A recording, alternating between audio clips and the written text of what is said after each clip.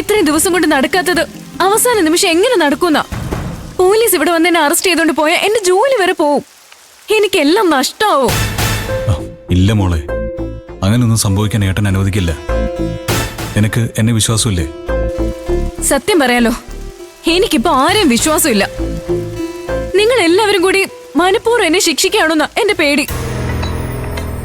നിന്നെ എന്തിനാ സോനെ ഞങ്ങൾ മനഃപൂർവ്വം ഉപദ്രവിക്കുന്നത്?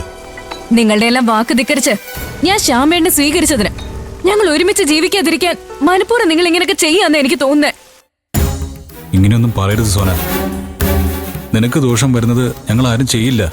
ഏട്ടന് ഇന്നും കൂടി പണം കണ്ടെത്താൻ സാധിച്ചില്ലെങ്കിൽ ഞാൻ നേരിട്ട് പോലീസ് സ്റ്റേഷനിൽ പോയി ഇരിക്കാൻ പോവാ.